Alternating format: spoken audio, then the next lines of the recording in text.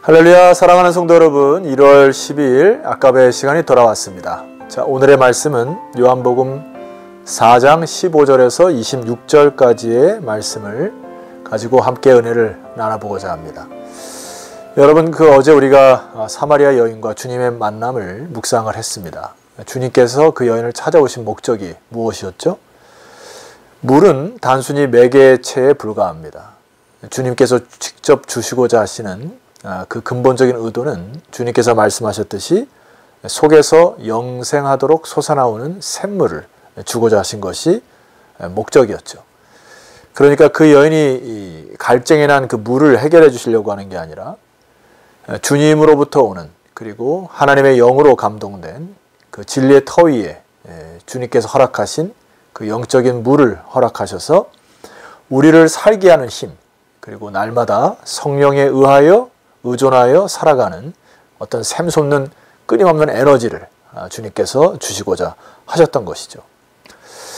자, 그래서 오늘 그 사마리아 여인이 이렇게 15절 말씀 보니까 아직까지는 좀 잘 이해를 못하는 부분입니다. 15절을 이렇게 얘기를 하죠. 여자가 이르되 주여 그런 물을 내게 주사 목마르지도 않고 또 여기 물 기르러 오지도 않게 하옵소서. 이 여인의 이 짧은 고백 속에 여인의 인생의 고통과 무게감이 느껴질 정도입니다. 그의 입으로는 주님, 저의 인생이 참 목마릅니다. 갈증이 납니다.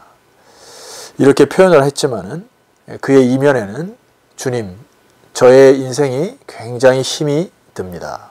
굉장히 버겁습니다. 내가 물 하나 기는 것조차도 다른 사람의 이목을 집중시켰고 또 다른 사람을 피하여 이렇게 홀로 외로이 살아가야 하는 내 이 마음이 어디 쉴만한 곳이 없습니다. 이런 깊은 표현이 담겨 있는 것 같아요. 예수님은 그의 갈망과 갈증을 보시고 그 여인의 속사정을 밝히 드러내십니다. 자, 16절 말씀 보시게 되면은 주님께서 뭐라고 말씀하시죠? 이르시되 가서 내 남편을 불러오라. 주님은 물이라고 하는 매개체를 사용하였지만 진정한 여인의 문제는 물로 인한 갈증이 아니고 그가 의존하고 또 지탱해야 할 기댈 사람이 없는 그 남편이 없는 것, 그러한 그 대상이 없는 것에 대한 진정한 갈증을 주님께서 간파하셨죠.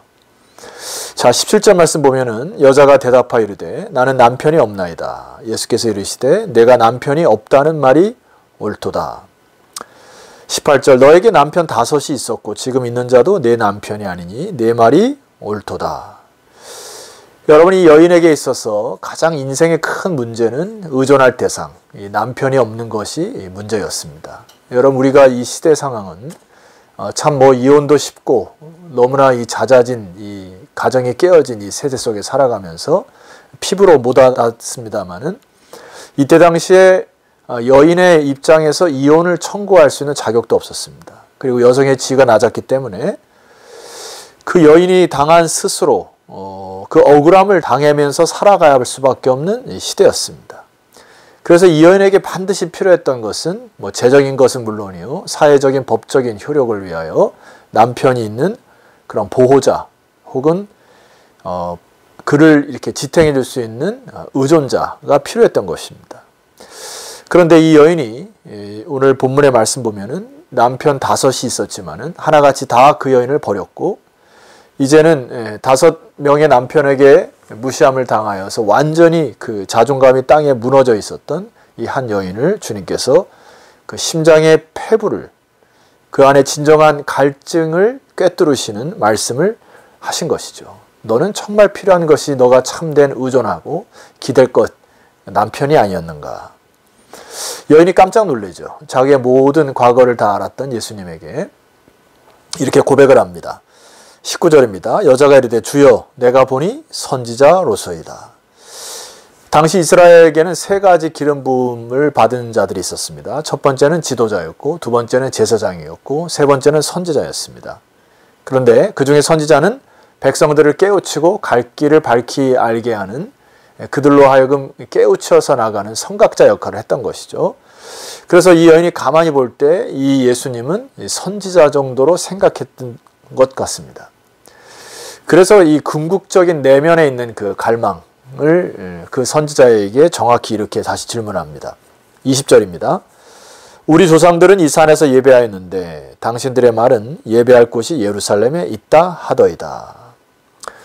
드디어 본인이 갈급하고 또 의문을 들었던 예배자로 서고 싶었던 이 중심이 튀쳐나오고 있죠. A.W. 토저라고 하는 우리 신앙의 선배가 쓴 글 가운데 보면은 이런 유명한 글을 쓴 적이 있습니다. 하나님께서는 사람을 부르셔서 먼저 예배자로 만드시고 그 후에는 일하는 자로 만드신다. 순서를 꼭 기억하셔야 됩니다. 하나님 앞에 일을 하는 것이 먼저가 아니라 예배하는 자로 먼저 서야 한다. 그리할 때 하나님이 일하는 자로 만들어 가신다. 지금 이 여인 안에 예배자에 대한 갈등, 그 하나님을 예배하고자 하는 그 갈망이 막 용솟음치는 것을 볼 수가 있습니다. 여기 이 여인이 사용하였던 우리 조상이라고 하는 단어는 사마리아는 지형학적으로 북쪽에 있기 때문에 여로보암 시대에 여로보암 왕이 북의 10지파를 다스리면서 남쪽에는 예루살렘에 가지 못하도록 베델과 단에 우상을 세워 거기서 예배를 드리도록 하였기 때문에 이들은 어떤 형식만이 빠져있는 알맹이가 없는 예배를 계속 드렸어요. 그래서 정확하게 이 사마리아인으로서의 그 정체성 그리고 갈증을 질문합니다. 우리가 어디 가서 예배를 드리는 것이 정확한 것입니까? 그랬더니 21절에 예수님께서 이렇게 대답하십니다. 여자여 내 말을 믿으라. 이 산에서도 말고 예루살렘에서도 말고 너희가 아버지께 예배할 때가 이르리라. 장소적인 것은 그렇게 중요하지 않다는 것입니다. 장소적으로 거룩한 곳이 따로 있어서 그곳으로 가야만 예배를 드린다는 차원은 아니에요. 제가 주일날도 말씀드렸지만 우리가 하나님의 주권을 선포한 그 자리가 거룩한 곳이고요.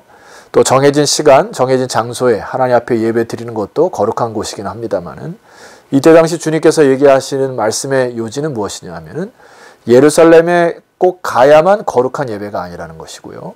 너희들이 있는 이곳에서 또 예배를 드릴 수 있다. 이런 얘기죠.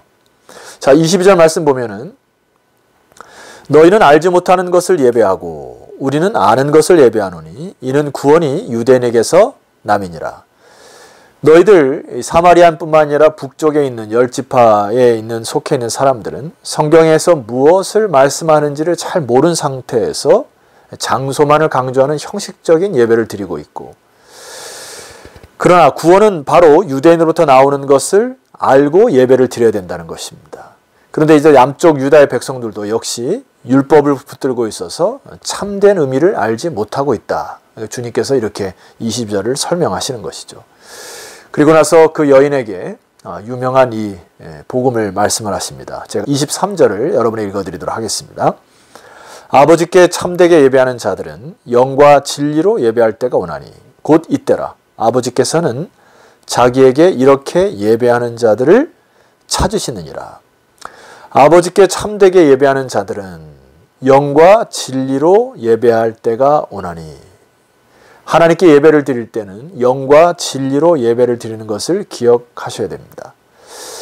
여러분 여기 영과 진리로 예배 드린다고 하는 이야기는 24절에 보니까 계속 강조하는 것은 뭐냐면은 하나님은 영이시니 예배하는 자가 영과 진리로 예배할지니라 했습니다. 여기 영과 진리는 두 단어로 해석하는 것이 아니고요. 헬라어 어원에 보면은 정관사 하나가 두 개를 포함합니다. 그러니까 이 진리라고 하는 것은 일단 의미상으로 풀어보면은 그림자나 모조품의 반대인 실체를 의미합니다. 이것이 진리인 것이죠. 그러니까 진짜라는 것이죠.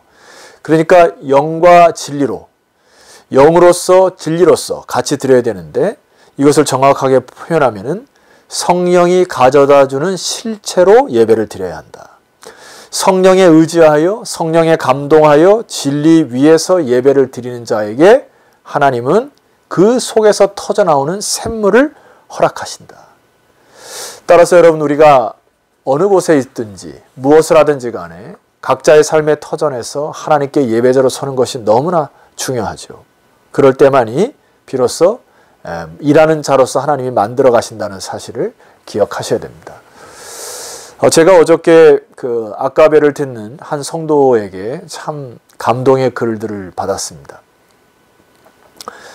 그 글의 내용을 통하여서 제3세기에서 예배를 드리는, 이 아까베를 통해서 예배를 드리는 자들이 예배에 대한 궁금증, 그리고 이 진리에 대한 궁금증들을 이제 아까베를 통해서 서서히 들으면서 그가 서 있는 그곳에서 예배자로 서고 있다고 하는 놀라운 그 소식들을 제가 받고서 참 감동이 되었어요. 참 부족하고 연약하게 하루하루 이렇게 여러분에게 말씀을 전하는데, 이 하나님의 말씀과 하나님의 영이 이 방송을 통하여 여러분 삶 속에서 예배자로 세운다고 하는 것들이 참 저에게는 굉장한 도전이 되었고 은혜가 되었습니다. 여러분 꼭 기억하셔야 될 것이 있어요. 예배라고 하는 단어는 그 영어 단어에 보면 worship이라고 하는 단어입니다. 그러니까 가장 가치 있는 어떤 대상에게 나의 중심을 드리는 것을 worship이라 이렇게 얘기를 하는 거예요. 여러분 그것이 살 길이라는 것입니다. 이 사마리아 여인이 예수님을 만난 이후에 그 예수님을 경외하는 마음이 생기기 시작하고 나니까 이제 우리가 내일 살펴보겠습니다마는 동네로 뛰쳐나가 와보라 하면서 자기 속에 있는 그 관계에 대한 두려움, 혹은 홀로 살아가는 그 왕따에 대한 아픔, 이런 것들이 한순간에 다 사라지고 이 여인은 하나님의 영에 충만하여 그들에게 예수 그리스도를 전파하는 그러한 매개체로의 삶으로 전환되는 것을 여러분 볼 수가 있습니다. 주님은 오늘날 우리 안에 수많은 눌림, 억압, 갈증 이런 것들을 해결시켜 주시기를 원하시는 분이십니다. 주님께서 이 예배를 통하여 원하시는 것이 무엇이죠? 관계의 회복이에요. 이 관계 회복을 통하여 예수 그리스도가 나의 주인이 되고 또 그 주인 되신 것을 날마다 삶에 선포함으로 여러분의 삶에, 여러분의 생각에, 여러분의 중심에 하나님만이 나의 구원주이시고 예수 그리스도만이 나를 구원할 구세주이심을 선포한다면 하나님의 능력이 여러분의 삶 가운데 나타날 것이고 영생하도록 솟아나는 샘물이 터져나는 경험을 하시기를 주의 이름으로 축원합니다. 사도 바울도 평생 동안 이 샘물을 경험하였고 이 복음만을 자랑하였던 사도였죠. 자, 로마서 1장 16절과 17절을 읽어드리고 기도하겠습니다. 내가 복음을 부끄러워하지 아니하노니 이 복음은 모든 믿는 자에게 구원을 주시는 하나님의 능력이 됨이니라. 먼저는 유대인에게요, 둘째는 헬라인에게로다. 첫 번째는 이 복음은 하나님의 능력이라고 선포하는 것이고요. 17절 복음에는 하나님의 의가 나타나서 믿음으로 믿음에 이르게 하나니 기록된 바 오직 의는 믿음으로 말미암아 살리라 함과 같으니라. 아멘이시죠? 인간적으로 살아갈 때 우리는 실패하고 넘어질 수밖에 없습니다. 수많은 유혹에서 우리는 그 유혹에 걸려 넘어질 때도 있을 것입니다. 그러나 우리는 예배를 통하여 그리스도를 만나고 하나님의 영의 감동됨을 통하여 진리로 하나님 앞에 설 때, 하나님의 능력을 믿고 나갈 때 그 믿음으로 이 세상을 살아가 나가는 것이 바로 샘물을 경험한 사람들의 독특한 특징이다. 주님께서 말씀하십니다. 여러분 각자의 삶의 터전에서 하나님을 하나님 되어 섬기시고 예배자로 서시는 놀라운 축복의 인생 되시기를 소망하고, 이제는 예배자로 섰던 여러분들을 하나님이 이제 워커스로 이 세상을 하나님의 방법대로 이끄시는 삶의 도구로 여러분들을 택하시는 그런 축복의 인생 되기를 주의 이름으로 축원합니다. 기도드리시겠습니다. 하나님 아버지 감사합니다. 오늘 이 방송을 듣는 많은 주의 성도들이 하나님을 경배하고 진리를 사모하고 예수 그리스도를 나의 구세주로 선포케 하시니 감사합니다. 하나님께 예배 드릴 때가 오나니 영과 진리로 예배를 드리라고 주께서 말씀하셨으므로 비록 우리가 때로는 함께 모여서 예배를 드리지 못하지만은 삶의 현장에서 곳곳에서 영의 감동함으로 진리 위에 하나님께 예배를 드리는 예배자들이 늘어나게 하옵소서. 예수 그리스도 이름으로 기도드렸사옵나이다. 아멘. 자, 성도 여러분 수고하셨고요. 내일은 요한복음 4장 이하의 말씀으로 여러분을 찾아뵙도록 하겠습니다. 내일 뵙겠습니다.